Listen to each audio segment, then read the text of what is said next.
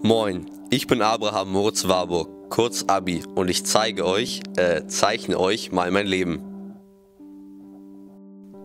Ich bin am 13. Juni 1866 in Hamburg geboren. Meine Eltern hießen Charlotte, geborene Oppenheim, und Moritz Max Warburg.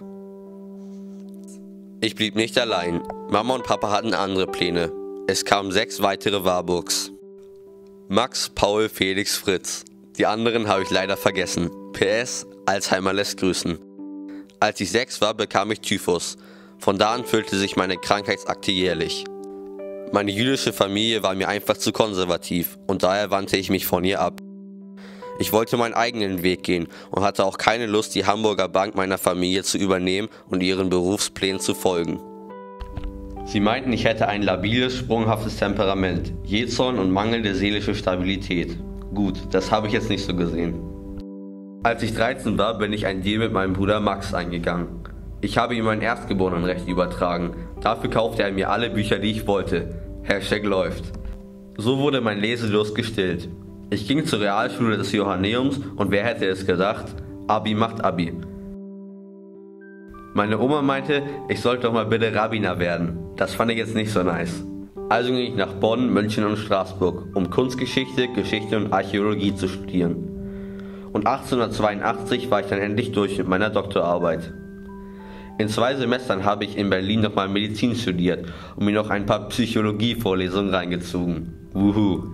Dann machte ich mich noch beliebter bei meiner Familie, #FamilyLove, und heiratete 1897 gegen den Willen meines Vaters die evangelische Bildhauerin und Malerin Mary Herz.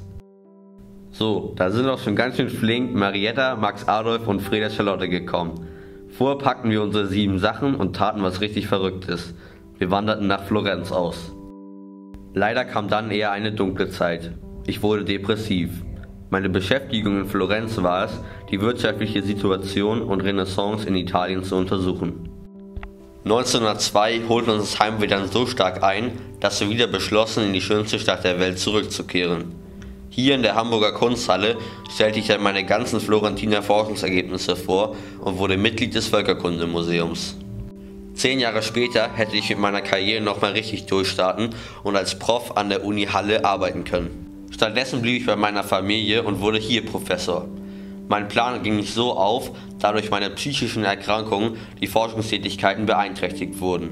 Diese psychischen Krankheiten verfolgten mich schon seit meiner Kindheit. #Mistekiste. Ich litt unter nervösen Zuständen und reagierte bei Belastung mit erregtem Verhalten über. #voll außer Kontrolle.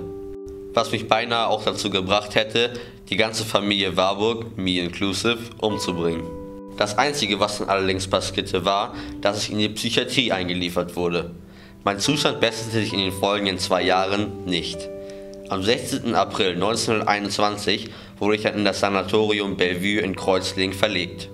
Also hatte ich Wahnvorstellungen, war ein bisschen aggro, sorry nochmal an das Personal, hatte Phobien und Hygiene wurde bei mir ganz groß geschrieben.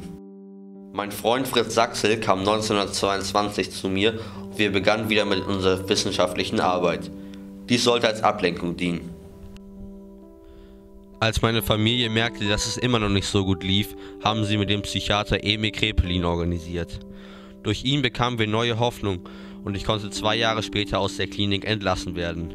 Dann habe ich wieder angefangen zu arbeiten und mein Ziel war es, einen Bilderatlas, den ich Mnemosyme genannt habe, zu erstellen, um das Weiterleben der Antike zu veranschaulichen. 1926 wurde die Kulturwissenschaftliche Bibliothek Warburg in der Heilwigstraße 114 und 116 eingeweiht, die mein Lebenswerk war und für die ich bis heute bekannt bin. Diese war für 120.000 Bände ein Zuhause. 3 Jahre später bin ich an einem Herzinfarkt gestorben und ruhe seitdem auf dem Ohlsdorfer Friedhof. Kommt mich besuchen.